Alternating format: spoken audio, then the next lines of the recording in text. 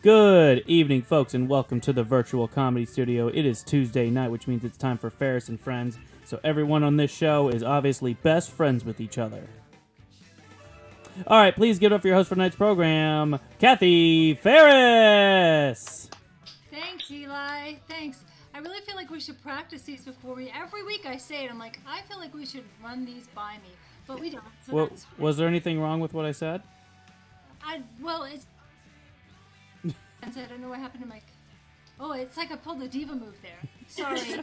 This camera. I thought that was on My husband got me purpose. my husband got me this camera, and then this is just how it is, and so sorry.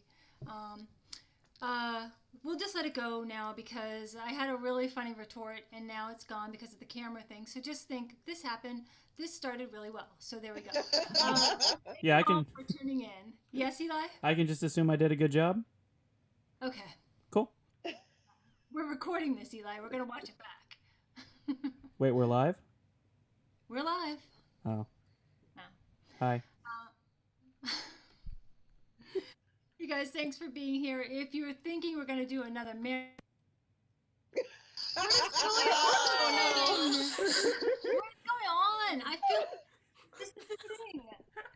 I'm nervous now because I feel like God hates me, and this is what is happening. Nothing is here, like nothing. It's the universe saying, "Nope, not you, Kath. Try again. Try again next week. This isn't going to happen." And honestly, like this, I don't know if anybody else is feeling like this during this pandemic, but I have been feeling this for some time. But all of a sudden, in the last week, I've started referring to myself as, the person before March, as before pandemic Kath, and now there's Kath. Like, I've been saying things like, before the pandemic, Kathy would never wear that many bracelets. But now, I would never have gotten one of those hunter killer kits. By the way, just consumer alert here. It's a monthly fee. It's not a one-time fee. So don't do it. If you're like, oh, $30, I'm going to go hunt a fictional killer for $30. I can Susie Orman that thing. No, it's every month. And you know what you can get for $30 a month? More than hunting a fictional killer, okay? If you really want that kind of excitement in your life, then go do a citizen's arrest because you can do one of those for free, okay? And all you need is reasonable doubt. That's all you need, and a good car because you have to transport them. I'm not going to get into the details of a citizen's arrest. All I'm just saying is that the pandemic is really weighing on me, and obviously on my camera and the universe, and this is why all these connections are happening tonight. But I want to thank you all for being here. I think it's going to be a great show, even though Ellen Sugarman decided she's just not going to show up. Like, that's just how she's going to be. That's all right. I can handle this. It's my show. I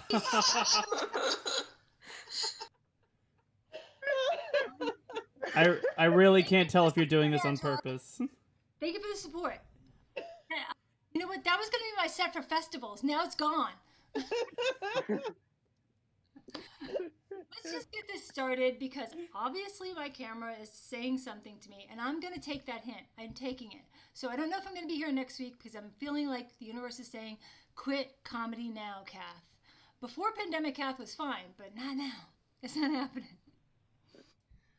Anyway, thank you for being here. This is Farris and Friends. The great part about this show is that we're here every week. We're through the comedy studio, and we're the kind of show that we put new comedians and seasoned comedians on together. Why? Because I think that's how it should be. I think everybody should have an opportunity, and I think when you're on and you're sharing a show together, you just do better. And that's what this is all about. And see, I'm hoping that God's hearing that, and my camera's hearing that, and so this whole thing kind of works out. We ready? I think we're ready. Yeah, we're ready. Let's go. Okay, I can't think of a better way to start this show. One of my favorites. He's an up-and-comer. You're going to love him. He's from Boston. You guys put your hands together for Sam Rossi. Sam, thanks so much for doing the show. Yes, thank you very much. How are you doing today? Well, other than my camera, good. All right. I'll just jump right into it, I guess. All right. Well, the other day I was driving around and I was driving on a side street and I saw a sign that said, "Drive like your kids live here." So I quickly pulled over to the side of the road, walked into the nearest house, and said, "Honey, I'm home."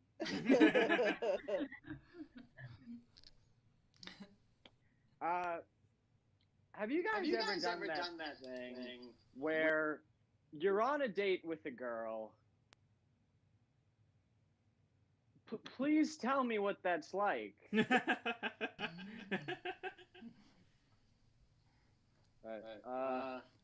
I gotta be honest. I'm feeling a little bummed tonight.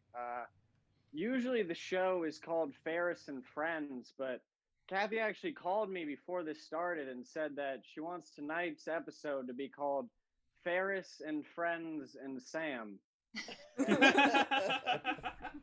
I don't know why, but I guess we're just rolling with it. All right.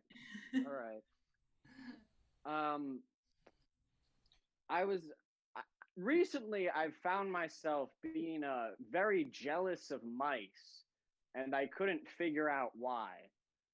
Until recently, I've figured it out, and it's because of their mazes. Mice have way better mazes than people do. Hear me out. Mice mazes rock. They have walls and cheese. And when you get to the end, someone picks you up, brings you home, and gives you more cheese. It's awesome. Corn mazes, however, are terrible. They're made of corn, which would be really cool, but you can't eat any of it. So it's a complete waste of corn. I often find myself walking around corn mazes thinking, corn everywhere, but not a drop to drink. It's a terrible experience. I think that I do think that no one takes my corn complaint seriously. I'll often show up to corn mazes and try to eat the corn. I can't count on my hands the amount of times I've been thrown out of corn mazes for eating the corn. And it usually wouldn't bother me being thrown out of places, but we're in a corn maze, and sometimes that takes a very long time. If you've ever been thrown out of a corn maze, you know it's a 10 to 45 minute process. I do feel bad for people that work security at a corn maze. That sounds like a really hard job. You'd be hanging out and someone's like, "Hey, that guy just stole my wallet." "Oh, where'd he go?" "Towards the corn." That would be a very tough job to deliver on. I'm sorry, I have a time. Eli, how am I doing on time? You're doing great. How am I doing on You time? can go to whenever you want. If you want to stop at corn, because that you have a lot of. No, I just got one more. I just genuinely don't know how much time I have. You're doing fine. Just. You're doing great. Going. You're at about 4 minutes. I'll wrap it up with this. I'm 17, so I'm in school right now. I used to like school, but that got a little useless, you know? Like math right now. Math is a dumb subject. I had one math problem the other day that was like, what's -3 minus 4? And I was like, how does that help you ever? Well, I don't have 3 apples. I don't give 4 to Susan. How many apples do I not have? And look, if you're working with negative numbers, it's probably because you're in debt. But if you're in debt, it's already been established. You're not very good with numbers. It's a double-edged sword. Oh my God, I had one math teacher the other day try to teach us how to use a map. What? She was giving us map homework and stuff. I'm like, nah, man, I gotta get to sundial class. Map. Here's the crazy thing. the crazy thing was the reasoning behind it, because she was like, well, what if one day you're lost and you don't have your phone? What if I don't have my phone? I'm a 17-year-old kid in this day and age, in this country, in this society, and you're asking me, what if I don't have my phone? But you assume I have my map with me? All right. Well, my name is Sam Rossi. Thank you guys very much. Thank you, Sam. Thank you. I have to say, too, people who are watching, thank you for watching our online Zoom shows. And a lot of credit to the comedians that do this. This is tough. You know, it's like we work at H&R Block and we don't have any forms. That's how this feels for us. We have no idea. I love watching new comics, especially when they talk about produce and vegetables. I think like, oh, why am I hearing another young comedian talk about this? But you know what? This is the process. This is what's on kids' minds today, and we have to go with it. So thank you guys for supporting that. Just to mention too that we do, all of the comedians on here are super talented, and they're also doing this for free. That's why we have our tip Venmo. So if you feel like, wow, I'm really being entertained on a Tuesday, and I didn't mind Kathe's camera coming in and out, I think I'm going to give them some money. You can. And we have a tip thing. Our tip is on our border, so please do that at the Comedy Studio. Our next comedian, I think that was a great transition, honestly. Thanks. Our next comedian, I'm excited about her for the reason that I also get to plug our school. The Comedy Studio not only has these amazing shows during the week, but we also have amazing shows on the weekends with some heavy hitters on there. But we also do comedy, we do classes. And we met this young woman at our class, and we just had to get her on the show. And so we're super excited to introduce you to Shireen Morin. Hi, Shireen. Hi, thanks for having me. I'm the intern that's joining the call today. Very grateful for this opportunity. So I think that there are three types of people during the pandemic: those struggling and marginalized by institutional discrimination, billionaires who have magically turned human suffering into profit, and those who still have jobs for now. That's me. You know, like everybody else, I'm at home all the time, and I can't walk from my bed to my workstation without my coffee. I love lattes, and really, I'm big into alternative milks, you know, almond, soy, oat. And I know what you're thinking, latte sipping liberal. And sure, I have a live-in boyfriend, and he drives a Prius. And we go to the organic farmers market together just to talk to the person that sells the lavender flavored almond milks, because we're so starved for human connection and small talk. But on the note of milk, we need to talk about 1%, billionaires. So I was thinking about how to solve mass human suffering, as one does. And I was thinking, billionaires love space. They love shooting their cars into space. They love mining for space asteroids. And as Carl Sagan maybe said, billions and billions of profits to be made. And if judging by the engagement numbers of our game show president, our citizens love a thrill, but are horribly depressed, and they have a lot of bloodlust.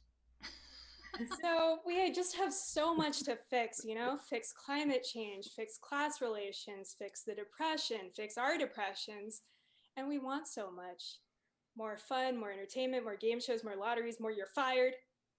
So I introduced to you my plan, the once a year Fire a Billionaire into Space Challenge.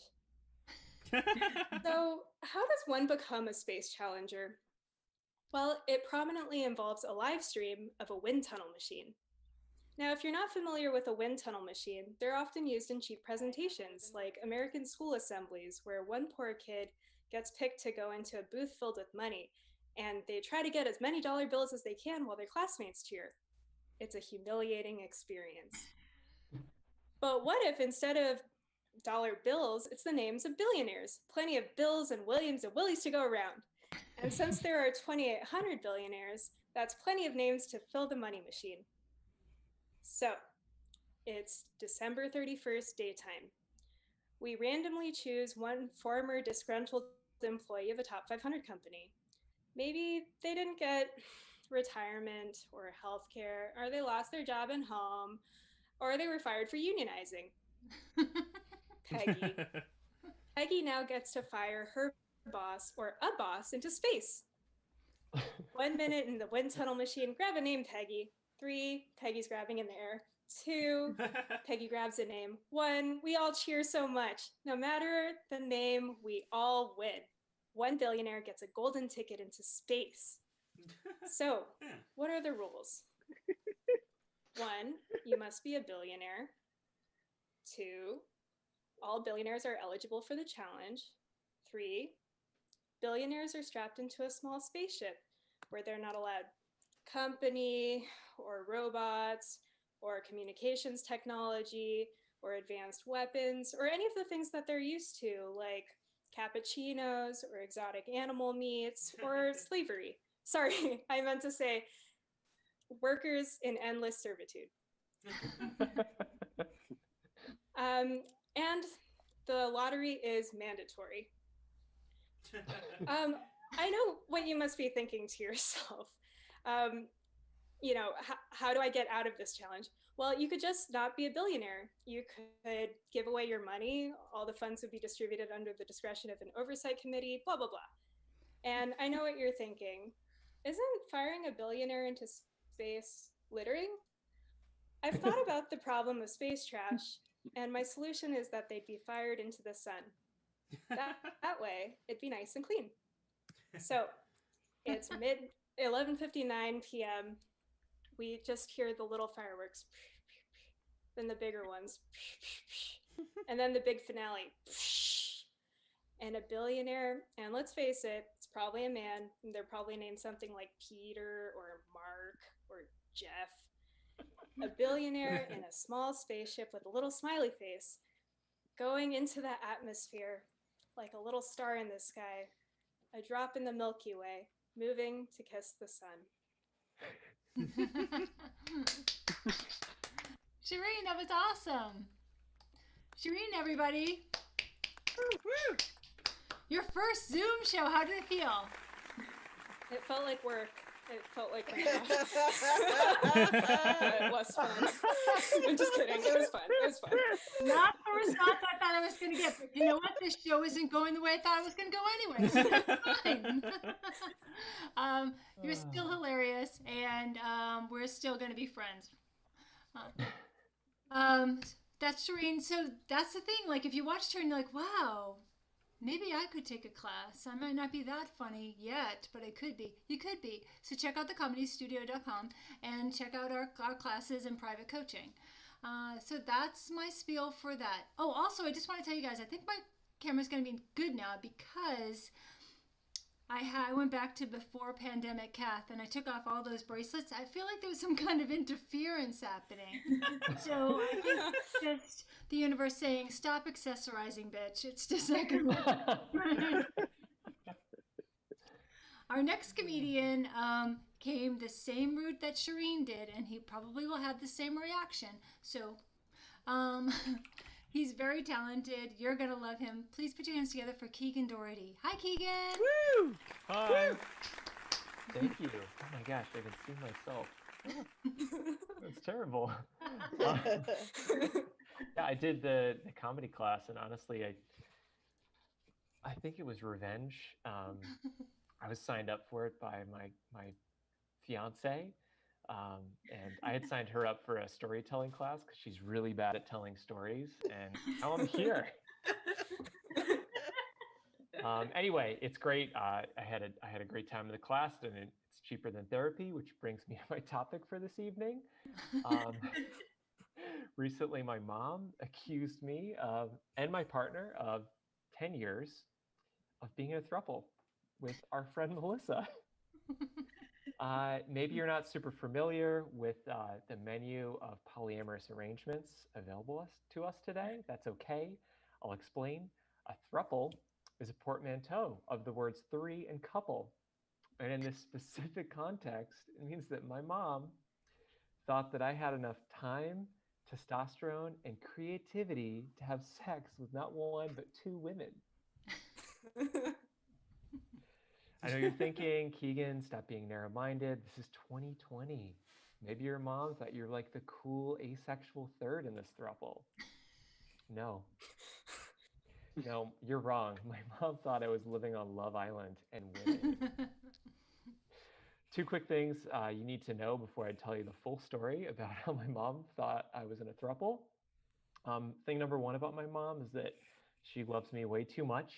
She's a real sweetie, but growing up, her love was smothering, like a weighted blanket. But maybe instead of one of those weighted blankets that calm down anxious people while they're watching Netflix, my mom's smothering love was more like a lead-lined blanket, like the ones you find at the dentist office that protect you from x-rays. Thing number two about my mom, she doesn't really get sarcasm or humor. She has a saying till this day that there's always truth in humor. Like this one time, my dad, this is true, saw her trip, and without skipping a beat, he said, "Hey, smooth move, X-Lax." To which my mom responded, "Well, you have bad skin." Gotta give it to her. It's true, but it doesn't make it funny. Anyway, back to the throuple accusation. We were waiting in line for a popular seafood restaurant in Gloucester one day.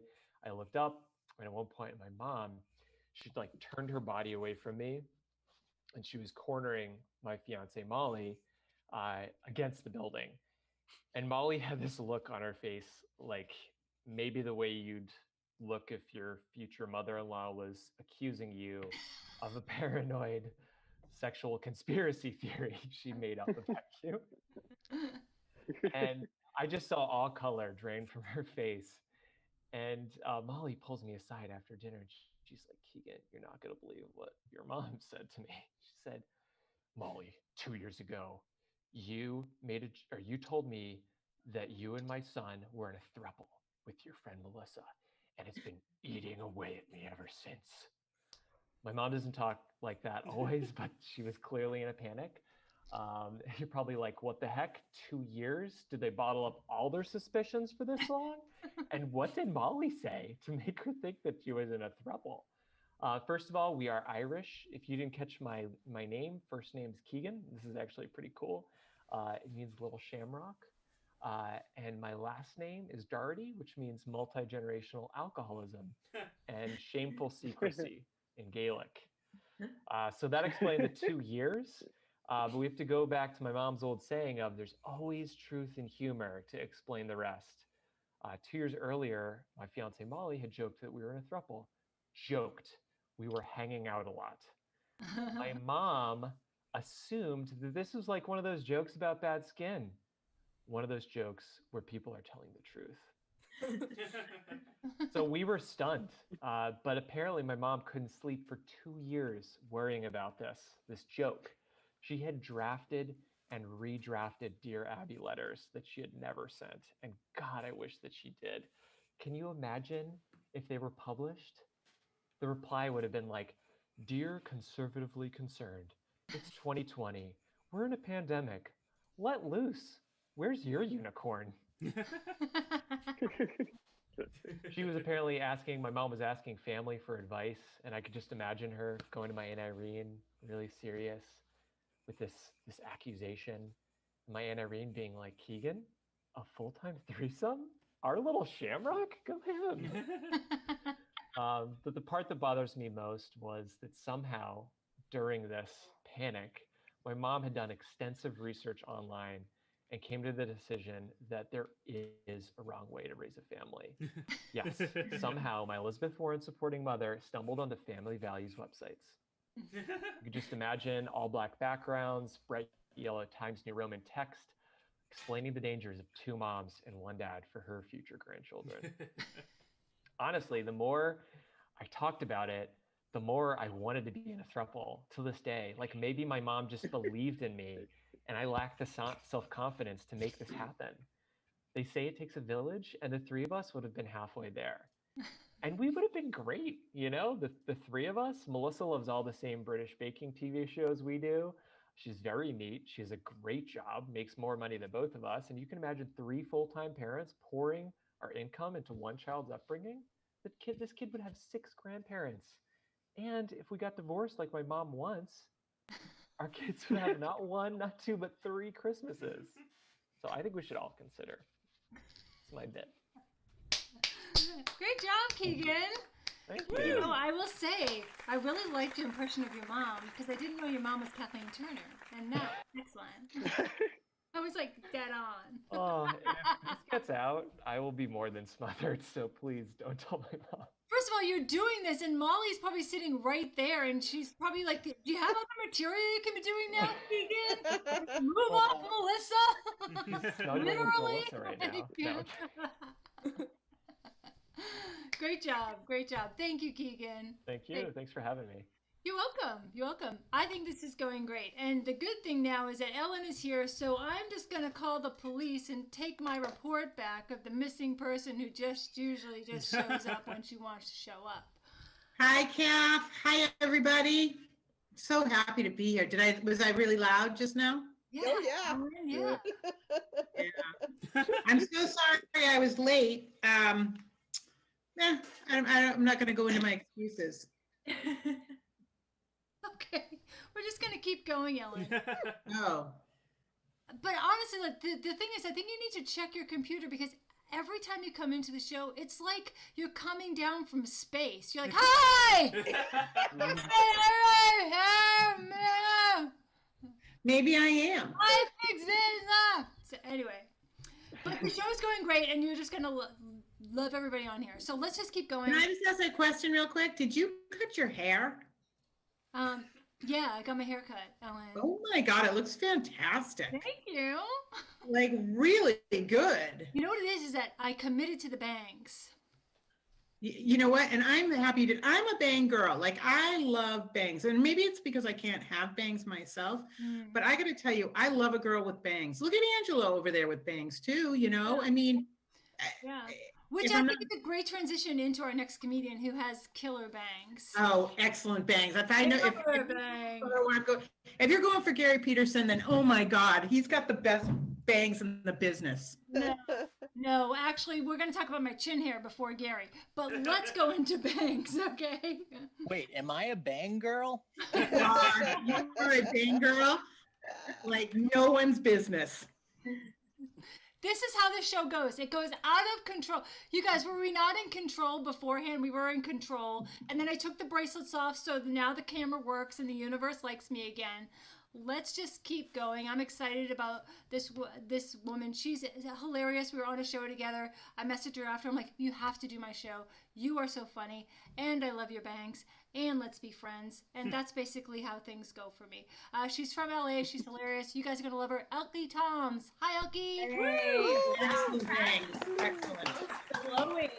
Oh, I love it. Yeah, do you like that even though I'm in LA, I wore the turtleneck for you for some Boston realism, you know? I was like, Burr, I'm cold. I'm in Boston. I do have bangs. A lot of people assume actually that I got them because I dumped a guy or broke up with somebody, but actually I got them because I broke up with sports. Because when you think about it, you don't get bangs if you intend to do any sort of physical fitness regularly. Like, not to ruin the mystique of them, but anytime you move at a speed of more than 1 mile per hour with bangs, they just turn into little sweat noodles. just something for you all to consider, Gary in particular, if you choose to go that route. And a lot of people like to say to me, they're like, why don't you just like pin them up before you go on a run, which is just like humble bragging how easy it is to find bobby pins in their house. Yeah. Okay. Yeah, thanks. Sure, I'll look into that. I was actually like a super athletic kid growing up. I fenced for many years. For those of you who aren't familiar with fencing, fencing is just learning how to stab someone if you all arrived to the fight in a BMW.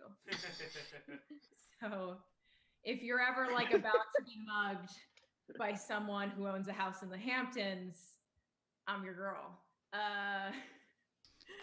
I tried a lot of things before I found comedy, actually. Like I played guitar for a long time, and I still play, but I play guitar in a way that makes you go, whoa, she's bad at sex. Maybe a professional career was not for me. I love doing Boston shows because I went to school in Boston, clearly not Harvard because I'm not identifying it by name, and I grew up on the East Coast.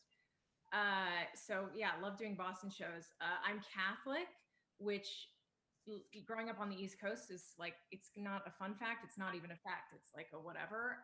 In LA, I've learned being Catholic is a little bit like having an STD. Like it gets me the same reaction on a date, you know? Like I'll be out with a guy and I'll be like, hey, just so you know, like I'm Catholic. He's like, ooh. If that hasn't gone away by now, it's never going away. And the follow-up question is the same. It's always like, how bad is it? And I'm like, don't worry, just Christmas and Easter. I don't go to mass every Sunday. I even have premarital sex. I just say things like, just so you know, Jesus and I are like super tight before and after. My mom is Catholic, actually, but the funny thing is she never pushed me to be Catholic. In fact, it was the exact opposite. Like growing up, Sunday would roll around and I'd be like, Mom, where are you going? And she'd be like, don't worry about it. Just like watch some cartoons, sleep in. I'll be back in like an hour. Like she was doing so well at trying to not like influence me religion wise, but wound up just pulling off the best reverse psychology ever.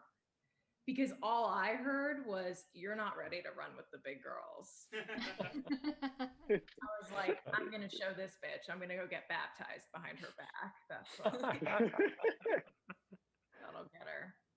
I realized growing up that I just never got the memo that I was supposed to take the rules of Catholicism so seriously. Like the 10 Commandments, I was like, oh, it's like one of those times table tests at school. You're not supposed to finish them all. It's just like, do what you can. And I remember when I first read, thou shalt not covet thy neighbor's wife, I was like, oh, got it. Not your neighbors, but everyone else is okay. That's reasonable. And if you do want to sleep with your neighbor's wife, then you just have to convince her and her spouse to move and problem solve. You guys have been absolutely lovely. Kathe, thank you for having me on. My name is Elke. Thanks, Elke. Yeah. Got it. Thank you. That was fantastic. I always love having young comedians on too, because I forget like there's such a generational thing. Because when you're talking about, like sexual escapades or like plan B, like my plan B now, like which we didn't even have like a plan B, which is in the form of a pill. My plan B is not in the form of a pill. It's basically just a secret savings account and a really good understanding of the real estate market. That's just how it is. I do want to try fencing because just for the suit, just to like, I'll just go and like, once I get the suit, like, I'm good. Super flattering. Elke Toms, everybody. She's from LA. Please follow her. She's fantastic. Woo! Again, we're the Comedy Studio. We have amazing shows. Tomorrow night is Angela Sawyer's storytelling show. The next night is Thursday, which is Ellen's Wicked Good Comedy Show, which features both West Coast and East Coast people. It's fantastic. Let's get another woman up here who has signature bangs, which is basically part of the criteria of how I book people. So that's how it goes. We have been trying to get each other on each other's shows, and I did... I finally did a storytelling thing. Angela has been asking me to do this for a couple of years now. And what I didn't realize about storytelling is that, like I went in and I had my story prepared, and the person before me, like they were so eloquent and prolific and like lesbianish, right? And the whole thing. And then I come in with my whole thing about cheese and processed foods and thinking people are going to get me. They're just going to get me. And I just felt like I just stood out. But maybe not as a star, but as something. So I'm going to come back because I have other things to say about other foods, if you'll have me. Of course. You guys, she is a staple in Boston. She has her show. She has her open mic on Sundays. Put your hands together for Angela Sawyer, everybody. Woo! Hi. Thanks so much for having me, Kathe. You told a great story. Storytelling is, I think storytelling is really easy. It's basically doing stand-up, but you don't have to be funny. It's so nice. So nice. So simple. So just easy. It's very, we're having a good week.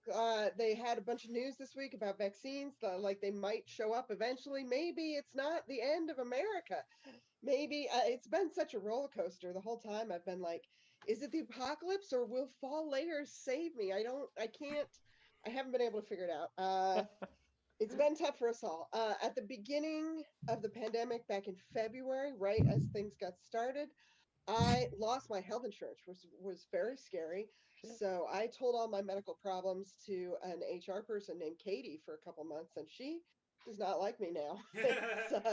She's really not a fan of me anymore. But I got it fixed. I finally got new health insurance. And the one thing that was weird was that I had to pick out a new doctor.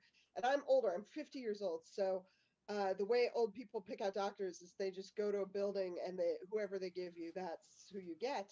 And it's been weird. Like I used to have an old white man as my doctor, which honestly, I didn't mind it. He didn't know how to use a computer, so I could just type up whatever drugs I wanted, while I was sitting there. And, it just meant that like a guy looked at my vag with a very straight face. I'm 50. That happens anyway. That's totally normal. So it was fine. I didn't mind. But now I had to pick a new one. And the way you pick a doctor now is you look at a list on your computer and it's just like blank avatars and names that you don't know and then words you don't understand. I picked totally at random. I picked a lady pretty near me who specializes in pediodontics. So I assume she's a lady who's mean to kids with teeth on their feet. I don't know exactly what she does, but it seems like it'll be cool. It seems like it could work. I've been afraid to go see her so far because I don't want to die going to see a doctor lady. but one of these days, maybe I will. Maybe it'll work. In the meantime, during the pandemic, I got a cat. I did that thing. I didn't bake bread. I got a cat. That's what I did. I didn't do it the traditional way. Well, I stole it from my roommate. That's how I got the cat. My roommate is 19 and moved in with a cat. And so now I have a new cat. That's just how that works. It's been interesting. I never had one before, so I didn't really know. Like every week, I'll be like, oh, are you supposed to clip a cat's nails? I wonder what. And then I Google it and there'll be like all these things like, you should clip the cat's nails every day. You should clip the cat's nails every day. And then I was like, that seems, and you look at like the third thing and they're like, you don't ever have to clip your cat's nails. And I was like, why would there be cat nail clipping at all if one of the options is never? Like, why would anyone ever do it? It seems weird. I don't understand. The hardest thing has been that the cat, who's a kitten, I named her Hercules. That's not what my roommate named her. That's just what I came up with. She is a kitten and she went into heat, and I didn't realize how intense that was. I had never experienced it before. It's like, you guys might know, back in the 1970s, there was this Carl Sagan sort of inspired program that NASA put together where they built a marine biology lab in Florida specifically to teach dolphins how to speak English. That's just a 70s thing that people did. And it was going great. Everybody was happy about it. It was going for a few years. And then after a few years, someone accused one of the women who worked at the marine biology lab of having sex with the dolphins, that's a terrible thing to be accused of. And her reaction to that accusation was, oh, no, I was just jacking him off, which is not the reaction you're looking for in that situation.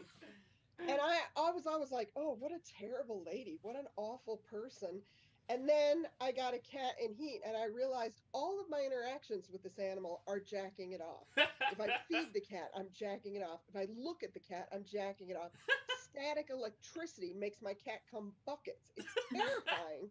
And I didn't realize this is what was going to happen to me. I didn't realize that this was how it was. So people, I haven't seen anybody because I haven't been going out, but people have been texting and, I've seen them on Zoom shows and they're like, oh, how are you? We know you're poor, Angela. How are you? And I'm like, they're like, everything changed, Angela. How are you? And I'm like, I'm okay. I mean, yeah, it's true. Everything did change. Like, I never thought I would Google how to make my nephew Xmas pants out of dead leaves. It's been different, but I'm making it happen, and I hope you guys are too. Thank you very much. My name's Angela. Woo! Woo! Angela Sawyer, everybody. She does children's parties. What is a subreddit group of this dolphin lover? I'm gonna find it. I'm sure it's out there. Listen, I'm like one episode away from finishing The Crown. Not tonight. I've got some Googling to do. Yes. Yeah. Please tell me there's a documentary on this. I think there's a lot of great like newsprint pictures of the woman. Actually, she dresses exactly like Elke. You'll have a great time. Oh, I'm sure I will. I'm surprised I did not hear about this before. I really have to up my Googling searches. Andrew Sawyer, thank you so much. Always informative. Always. Congratulations on your cat. Some people miss the wedding, The thing is that you take a very cute, innocent, youthful thing and make it very sexual real quick. And I love that about you. Nobody expects that out of a fat lady.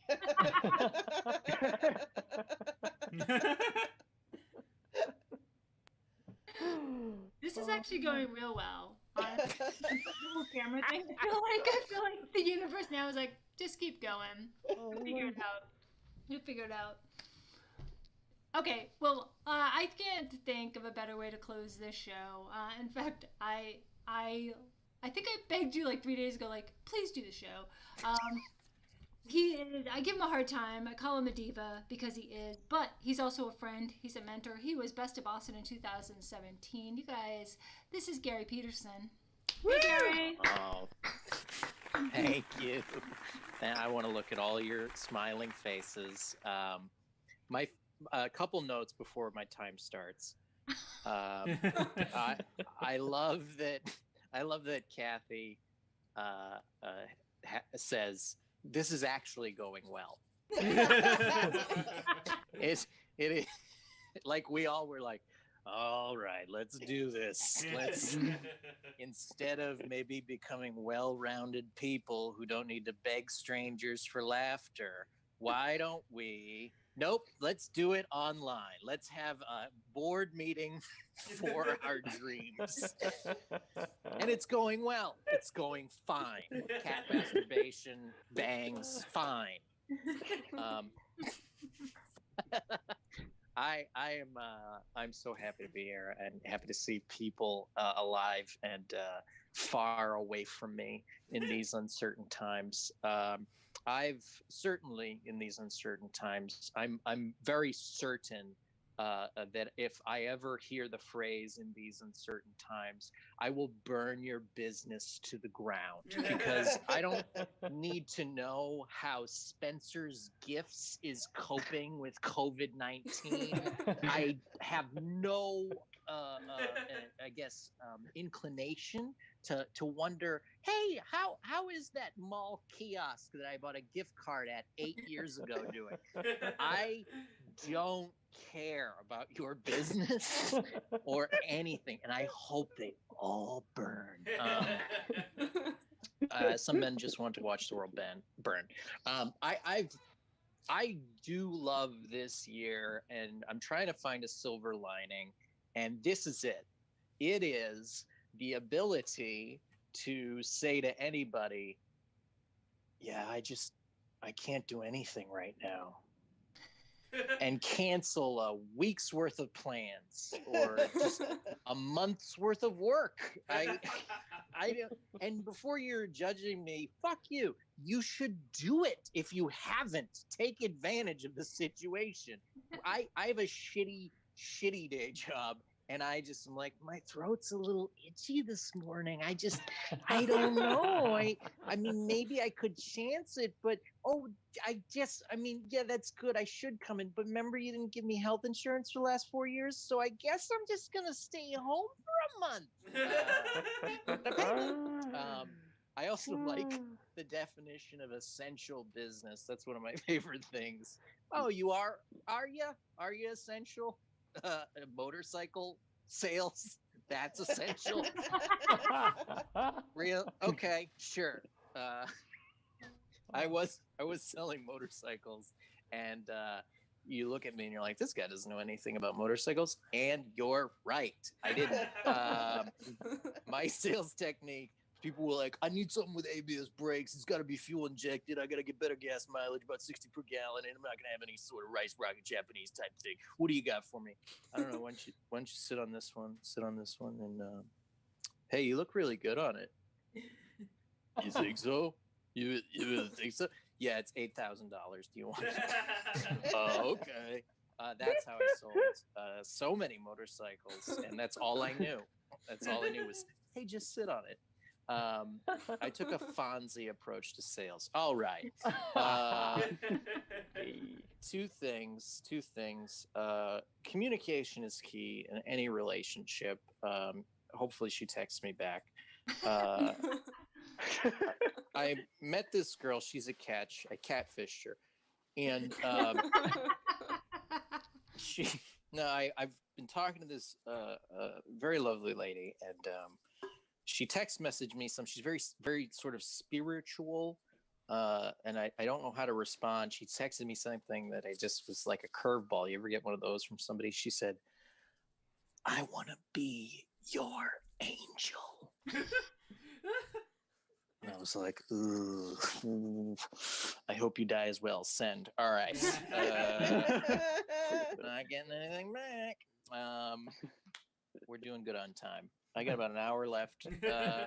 One thing that I wanted to say, because the Comedy Studio is wonderful. It's a great place. Support small businesses like this. Just go to their virtual shows. Certainly help each other out. Try and make people laugh. When you can't help somebody out, somebody's having a tough time, do your best, but be on alert. And I'm going to end with this. A local restaurant in my neighborhood's been struggling, so they have curbside sort of dining, so you can have all the joy of eating in a restaurant right next to the dumpster. And I went there, and I had a couple of drinks, and it was good. And I downloaded a thing called the Citizen app. I don't know if you're familiar with the Citizen app. Some of you, yeah. So it's an app where maniacs report everything as shots fired, and it's all near you. So this is my first time with the Citizen app, and I was at this restaurant, and I heard some noises. My hearing's not great, and the app just blew up with shots fired, and I cleared the restaurant out because the information given to me at that time was, there's a gunman on the loose. We've got to get, and I was like, get those doors shut. We got to get out of here. 20%'s fine. And then I'll close it. I'll see you guys. I'm going to take the buffalo wings to go. It's okay. Do you have a smaller box? I don't want to take up too much space in my fridge. It's fine. I run home to my sister, and I look on the app, and it just says, who's setting off fireworks? I am not allowed outside anymore, is my point. And I appreciate you coming to me so I can tell these stupid things. Thank you very much. Back to Kathe. Oh. Woo! Gary Peterson, everyone, using COVID for his own personal use. His own personal use. I will say, I respectfully disagree. I think what you're doing as a motorcycle salesman is an essential worker for people in a midlife crisis. Do you know how many really unstable marriages you're saving right now? About eight a week. Okay, that's something. There's a couple of middle schoolers that are going to be happy for 2 more years. You don't know. I want to thank all the comedians who are on tonight. I want to remind you all that we've been doing this for free. We do take tips. We do have shows. We do have a school. Everything's on thecomedystudio.com. I'm Kathe Farris, and these are all my friends. And thank you, and come back next Tuesday. Bye. Bye. Bye.